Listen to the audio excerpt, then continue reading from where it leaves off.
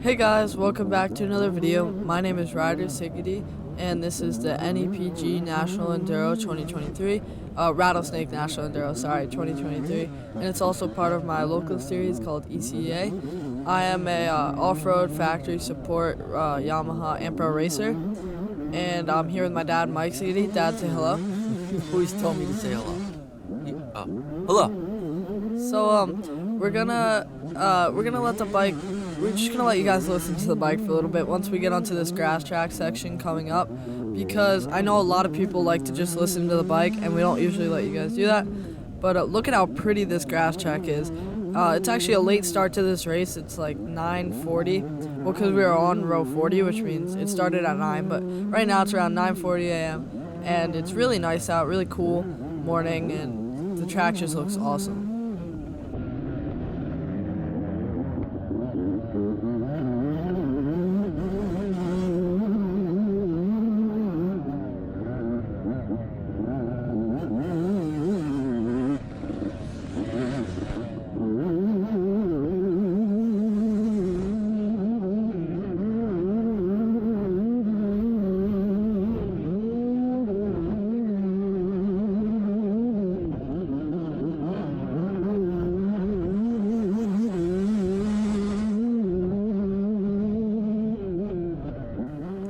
So, starting on row 41, we're usually like right behind where the pros are, and we were supposed to be on the row with Ben Kelly, but he wasn't here, I don't think. Do you know where he was, Dad? Yeah, he usually reports to me where he's at, but this time he didn't, so I don't know if I'm going to be his friend anymore. Stop pushing my head closer to the mic. And no, I'm just kidding. I don't talk with Ben Kelly anymore. I would love to talk with Ben Kelly, but we're just not friends. So, I was just wondering if you guys, or comment down below what you thought of the little bit of raw footage, and maybe if you even want a full video of just raw footage, and just let us know how you like it. Yeah, I think I'd fall asleep watching a Enduro raw footage. Now, if you're watching this GNCC footage, where there's constant battling and constant passing of lappers, it's really cool, but it's a little painful to watch single track Enduro for a long time. But maybe you disagree, so let me know. You know what my favorite part about this whole race was? When I passed Ryder and people happened to be there and get it on video. I hope we can show that a few times, because that was really cool. Yeah, I mean, letting my dad go was that was definitely one of the not happier parts of the race for me. But it was cool to see him going really fast. I mean, I haven't seen it in a long time, so it's definitely really great to see it come back. That's kind of true. I don't go fast anymore. So wait, this is section 1. That was part grass tracks, part flowy woods track. And I've been doing this National Enduro because it's part of our local series for 20 years. And this was by far the rockiest year I could ever remember.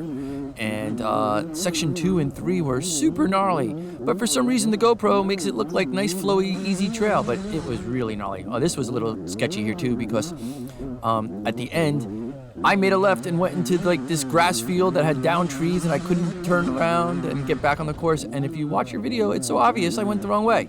And so did people behind me. Look, left, right, which way do you go? All right, you went right, that was the right way. I went left, I went the wrong way. And then what happened when you went the wrong way? You had to turn around, right? I know a bunch of people that did that. You have to turn around, and it cost you a lot of time. So, in case you're unaware, the way National Enduro works is there's 6 sections for the day.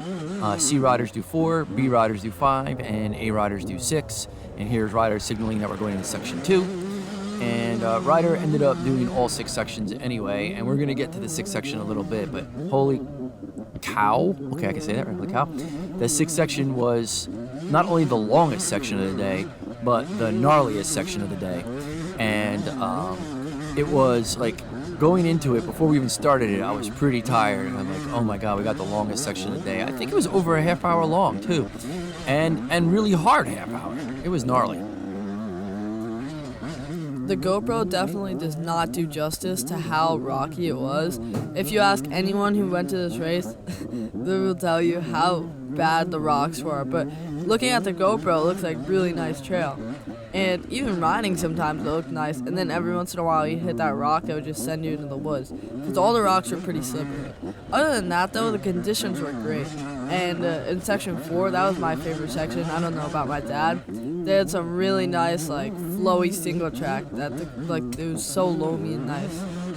So I did just check the results, and yeah, it was over a half hour long, and that is just one of 6 sections. So it was a lot of racing, and ooh, that was a little gnarly right there. And it was definitely a little scary going into a half-hour section. At the end of the day, as tired as we were. On the brighter side, it was the nicest rattlesnake weather I've ever seen. It was like started the day off around 70 degrees, which is like perfect. Usually the humidity is so bad here. And a matter of fact, of all the races I've ever done, and I've done probably 400 races, I did nationals for 20 years, and I've done a lot of racing. This is the only race in my whole life that I've ever done where at a reset, I took my shirt off and I couldn't bring myself to put it back on, and I raced the rest of the day without my shirt on. Not this day, but another day. But today was really good weather.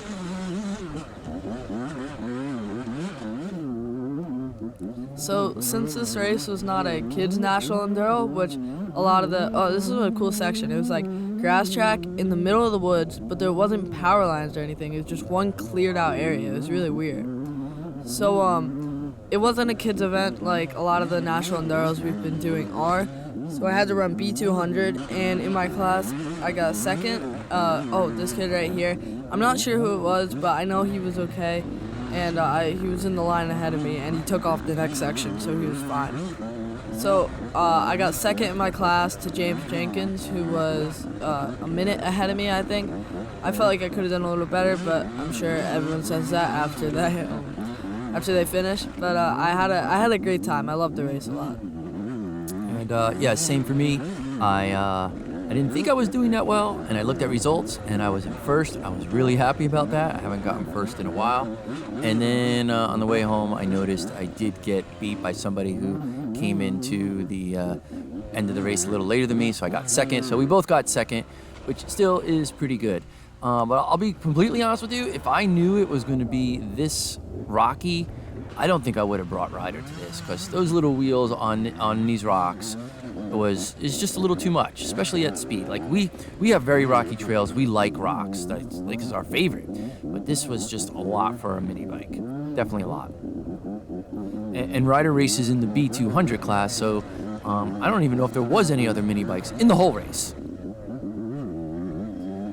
So the morning of this race, we're getting ready, and we got about like 25 minutes left, and I go to put on my chest. Oh, this elk right here.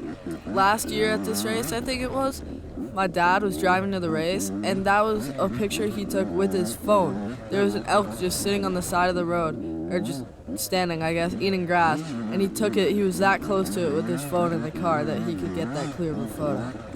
But, like I was saying, I went to put on my chest protector, and I thought to myself, where is my chest protector? So we forgot my chest protector, and I had to wear Jacob Glenn's Dave Glenn's chest protector, so shout out to them.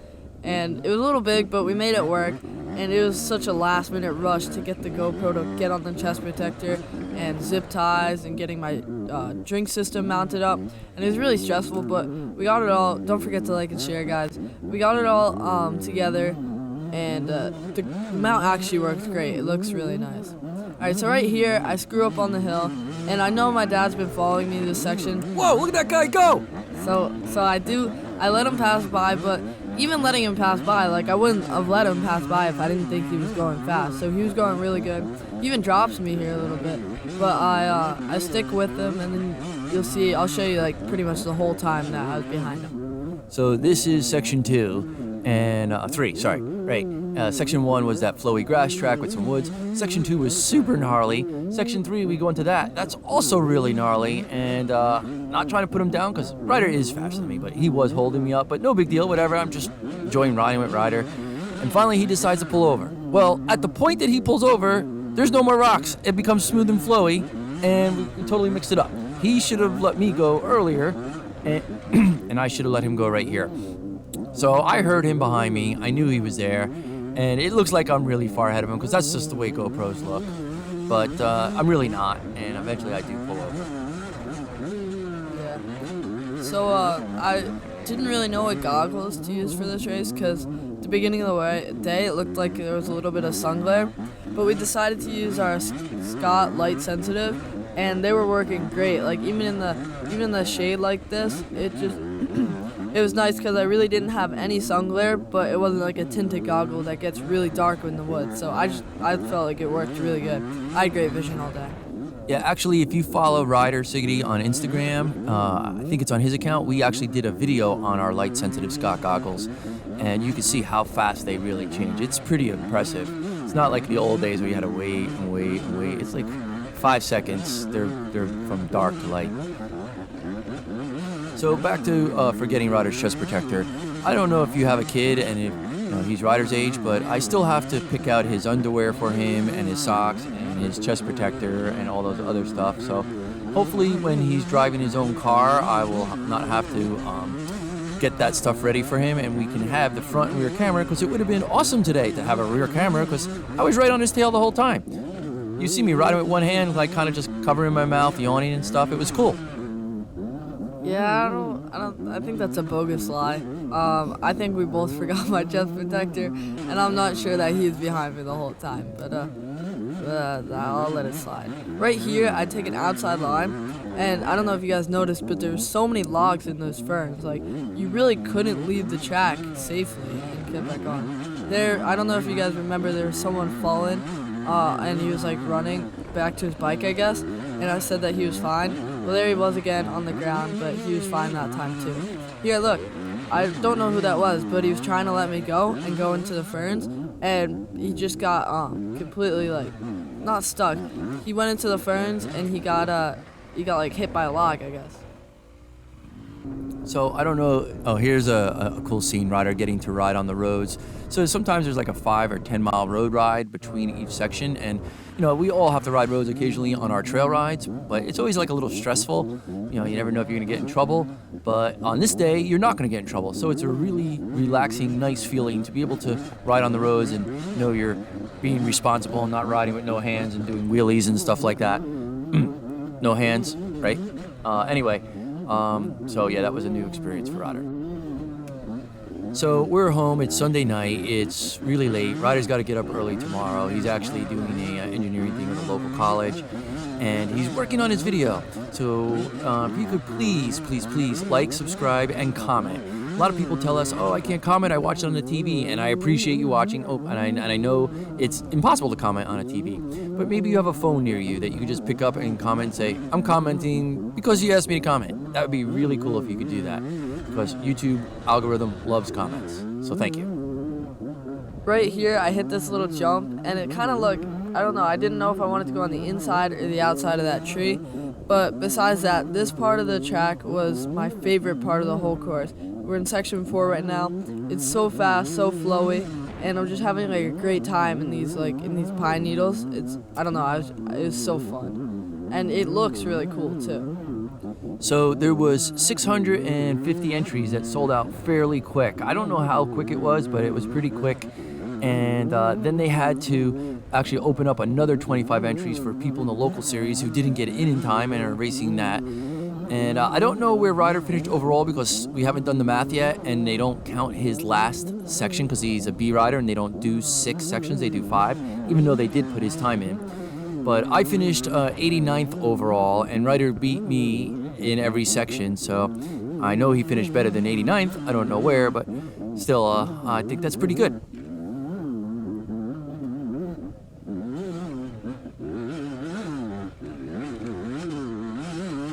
So right now we're on a bit of like a GNCC summer break, so we're just doing like local races, but you guys should definitely check out those GNCC videos because they're really interesting. It's like every race there's a new like really high intense battle between me and a new person. It's really fun. So the race we did last weekend is a Rocky Hare Scramble, and I was talking a little smack, saying, all right, I think I'm going to beat Ryder, because when it gets really gnarly, that's kind of like my specialty, and with the bigger bike and the bigger wheels, and bigger body, it just plays in my advantage.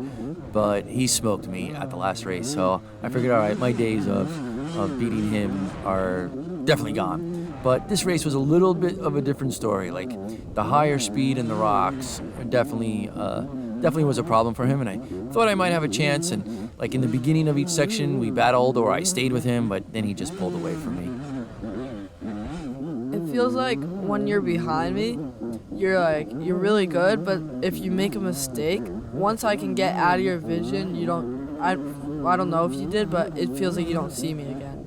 That is 100% true, and that's the way it goes with anyone, right? Like, the difference between an A rider and a B rider is the B rider can stay with the A rider until the B rider makes a mistake. And then once the A rider gets out of sight and you can't watch their cues, it gets a lot harder.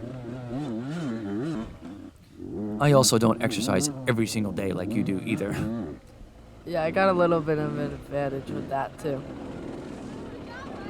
Shout out to these kids for giving me a fist pump after the section.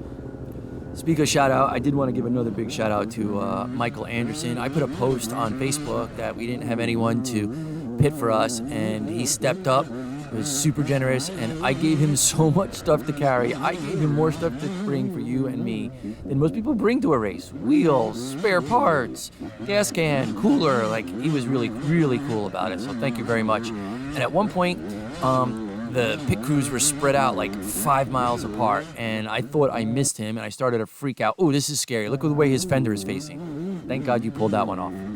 So at one point, I thought I missed him, and I got really scared, and I just pulled up to someone who I don't recall his name. He knew my name. They were really nice, and they gave me a lot of gas. And then like literally 25 yards after I stopped for him, I found my gas, and that was literally riding for almost 4 miles and not seeing him. So if anyone knows who that person is that gave me gas, or he watches this video, please let me know, because I would like to properly thank you. It was me. I gave you gas. Yeah, see, this is what I have to put up with, this, like, nonsense. And if you think just because he's a fast rider, he doesn't, like, constantly speak nonsense. Like, Dad, if we crashed into that car ahead of us, what do you think would happen if we were going really fast? And, like, constant questions like that all the time. And I think of the days when people said, you wait, he's going to start talking, you're going to want him to shut up. I'm like, no, I just wish I knew what he was thinking. That's going to be great the day he starts talking. I wish I had a remote with a mute button sometimes, or a shocker. When he goes one of those silly questions, I just go, tss. That question was a true question I asked multiple times, but I only had to ask it multiple times because he never gives me an answer. So, yeah. He's talking about the motorhome question, not the gas question. Yeah, like what happens if we hit another car. Right here, I'll just let you guys listen. I went so high in the air. Just not good, but I'm okay. So I had a little conversation with myself there, because the way I felt into that tree kinda, it felt like it threw me in the air, and it did. Like I was completely off the seat, it threw me. So this is the last section, this is section 6, the longest section, and the most dreadful section. No, it was actually really fun though, and it was nice at the end of the section knowing that we did it. Yeah, like I said, going into this section, I was pretty tired, pretty hot. My butt was really sore because I'm a stupid sit-down rider with a high gripper moto seat, and I was kind of getting ripped apart, and literally, and I was like, oh my God, 9 miles? And again, it looks so smooth and nice, but wait till you see, Ryder gets passed by a guy on a full-size 250 or 450, and you can see his bike's bouncing all over the place. Yeah, it's definitely had a lot of rocks that you can't see in this video, which is so annoying because it was so technical and it just looks so easy in this. Well, actually, this part was gnarly. Yeah, that definitely looks gnarly. Thankfully, I was able to stand up and get some good form for the guy that was taking pictures, but then immediately once I passed the camera, I started to screw up. But at least the picture will probably look cool. Yeah, that's one of the nice things about the helmet cam. You just can't see your feet dangling behind the axle when you're going up hills and stuff like that. It just looks like you're doing really good. Yeah, definitely. So we've been racing like every weekend now, and it's been great. It's been a lot of fun, but we've already decided next weekend we're not racing. We have another local series that we compete in, and 2 weeks ago there was 2 head-on collisions between racers, and we just got a little spooked to do that series again. So we're gonna just ride locally and have fun.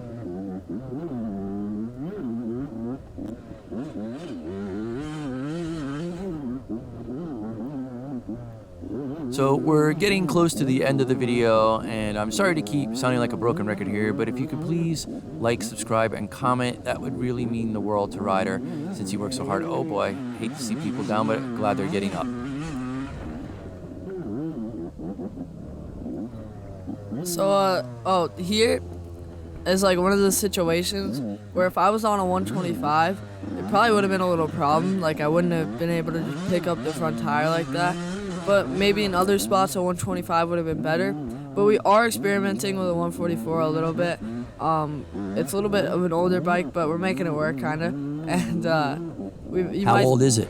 It's a 2007. It's older than me, so you might see me on one of those soon.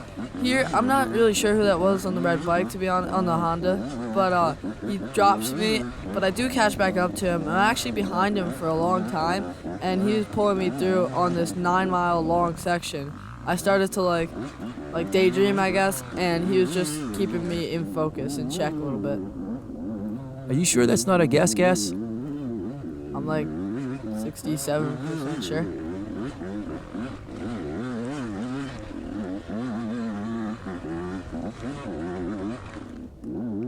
I definitely love this new Moose gear. It's really vented, but I hate to have to cut holes in it for the GoPros.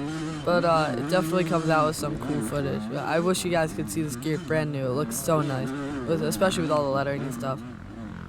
So if you have any suggestions, comments, things you'd like to see more of, less of, please let us know. We would definitely appreciate the advice and your thoughts. And there's this guy I was telling you about on the full-size bike getting kicked around a little bit.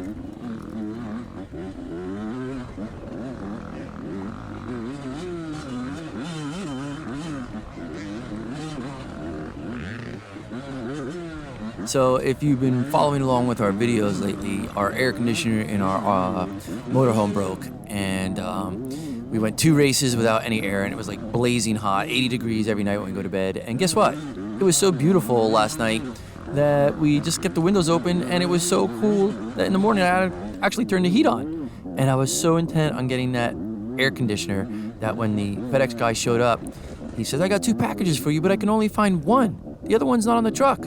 I don't know where it is. It's probably on another truck." And he tried to drive away. And I said, "You look hot. Would you like a bottle of water?" And he said, "Please." I went and gave him 2 bottles of water and said, "Here's the good news. I got some water for you. The bad news is I just put my car in front of your truck. You're not leaving till we find my air conditioner. I know it's not your fault, but call your boss, call your headquarters. We got to find where that air conditioner is, because I'm not going a 3rd week without air conditioning in the motorhome the night before a race." And we got my air conditioner, and he was happy. He got his water. That's an interesting story. I remember you texted me a picture of your car in front of the FedEx truck, and I was hanging out with my friends, and I was like, "What's this guy doing?" I was so lost. Yeah, he was actually so hot and sweating. He was happy to have a break and some cold water. His boss wasn't happy, though, when I spoke with him. You think who was hot? The man? Busting my balls again. They say your kid is your worst competitor and your best trophy, and for sure he is my worst competitor. I'm just kidding, he's my best trophy.